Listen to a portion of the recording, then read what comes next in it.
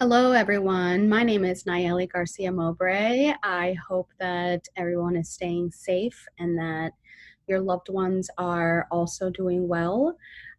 Thank you to everyone who's out there working hard to keep everything going for all of us and for everything that you're doing to also keep everybody safe. So with that, I am here because I have responded to an invitation from my good friend Cheryl Littner. Anybody who knows Cheryl knows it's very tough to say no to her. And she has invited me today to share with you a couple of the tools that I have used and have seen a lot of success with as part of the Stewardship Technology Exchange. I was part of the panel when we had this session in St. Louis, and I'm so thrilled to be here with you from my living room in Baltimore, Maryland. So we're going to get right into it.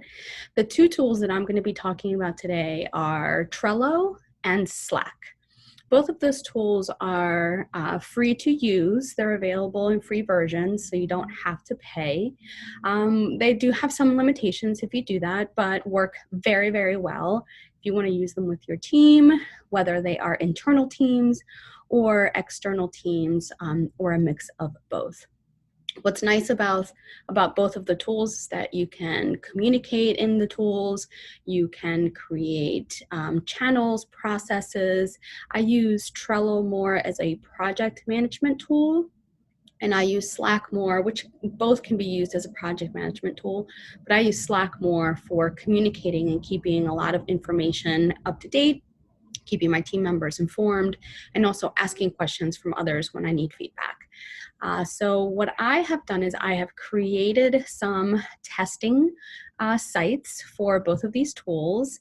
The first site that I'm going to show you is Trello, and it is super, super easy to set up. So as I'm talking, I'm going to be sharing with you my screen so that you can see how easy it is to actually set up.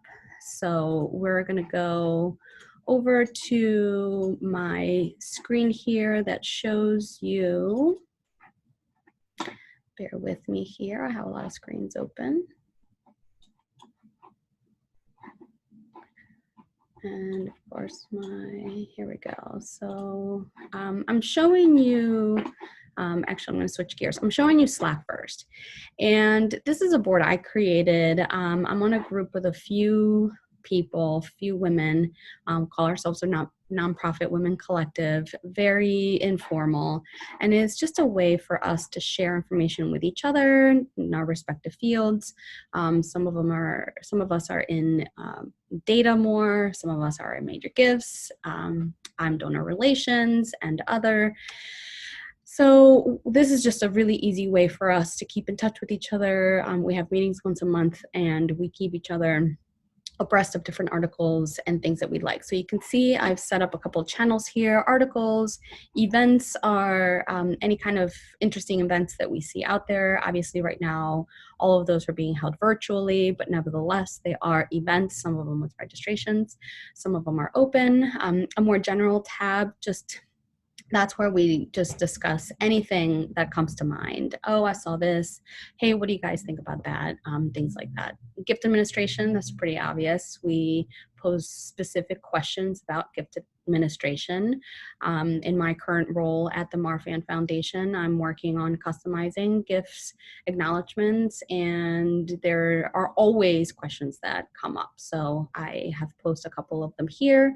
Meetings are about our meetings, random. Slack has this unique feature that also likes to encourage people to have fun. So the random is you can put gifts, you can put jokes, you can whatever it is that it works for you and your team. I don't use it typically, but it's a good tool for people to just have a few moments to let loose. You can add channels. Adding a channel is super easy. You just click onto it and you just create the channel. You can name it anything, strategic planning. You can add a description if you would like, then you can create it. You can make the channel private, which means that you can only invite certain people. and it's not viewed by anyone else, or you can leave it open. And then that way, anyone who's part of this Slack team can either join on their own, or you can invite them to join. It's pretty easy. So we'll just go ahead and create that one just so that you can see it. You can add people. So I'll add my good friend Sarah, and then we are done. So that will also send a notification to her to let her know that she's been added to a chat room. Channels, these are called. So it's pretty intuitive. I kind of jumped in right away, but basically to start one of these rooms is you go to slack.com, and it's just going to ask you to create an account. It's going to ask you to verify it, and then you can add team members to it. It is super, super easy. What I really like about Slack is that you can create these channels that are specific to a particular initiative in your work. So whether you're strictly in donor relations, there are a bunch of stuff that you can add to it, whether it's endowed funds, annual funds. You can add information about it. We had one for the scholarship luncheon, and we just kept that channel open the entire time that I worked at the institution. So if you have 3 years of an event, you can actually go back in the same place and look at all the different conversations that you had, see how the event developed, and then also just make the current event really, really great based on that history that you have. And if you bring in a new team member, they can very quickly just take a look at those conversations and catch up on the last 3 years of an event. Obviously, you still have shared folders, you have files, you have other ways in which you categorize information. But what's nice about Slack is, unlike email, where you have different email, whether it's a chain or maybe 5 different emails talking about the same thing, in Slack, you have it all in one place. So going back to that channel, if we look at our articles, you can see that we can just scroll up and take a look at the different articles that were posted and see the date, see the link, see the message that was included. Super, super easy. So that's Slack. The other one that I really like is Trello. So just as easy to set up. You go to Trello.com, and it's just going to ask you for an active email address. You verify that email address, and Trello brings you here to this board that you can see. I've just started a test one with a different email address, so you could take a look at what it looks like. So this is a fresh Trello board that I have just created. I named it Gift Acknowledgements. I did that because the way that I used Trello and the board that I was a part of was for gift acknowledgements, and it worked really, really well. So I'm going to click into here, and you start by customizing your board name, and then you go in and create these different cards in these different areas. So I started off with drafts, customization in case a letter needs to have additional language added to it, and then done. So in these cards, you can click into it, you can add documents to it, so you can add an attachment. You can see here it integrates with a couple of different tools: Google Drive, Dropbox, OneDrive. So you can add the link right in there, which is nice because if it's a secure environment, you can add the link to your Google Drive, and then only your team members can access that. You can share the document as an additional security tool if that's important to you. Otherwise, you just add the document in there, and you can work from there and follow that document as this goes through the process. You can add checklists. So if major gift donor number 1, the letter for that person, there's something very specific they gave to scholarship endowment and would like to see a financial report shortly after the acknowledgement. You can write all kinds of notes.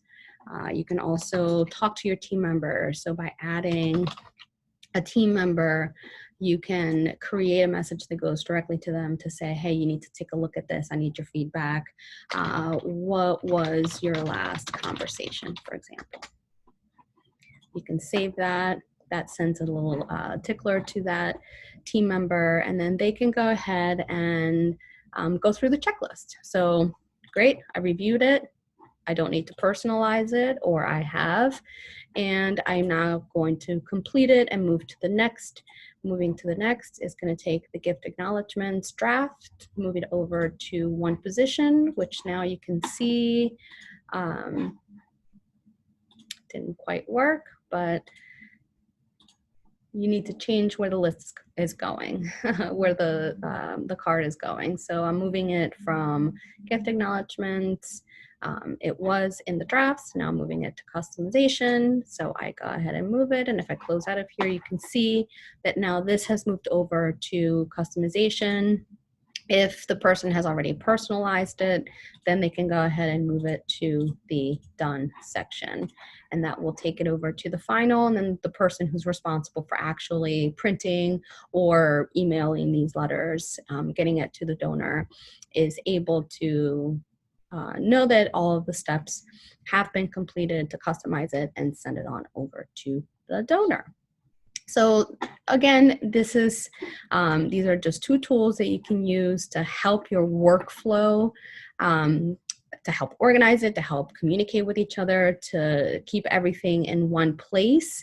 A word of caution that I would say, particularly for Trello, I tried to use it for when I was working with students and gathering all of their thank you materials. I used to work at an art school, so links to their artwork or files, things like that. I had about 400 students whom I was communicating with, so it just became way too much. We learned very, very quickly. We didn't get very far in the process, but we created the board, we created the cards. We were trying to manage all of the communication with the students through this board, and it just became too much. So while tools can be very useful, you do have to take a look at your whole process. Is the time that I'm investing in managing the tool worth what my goal is?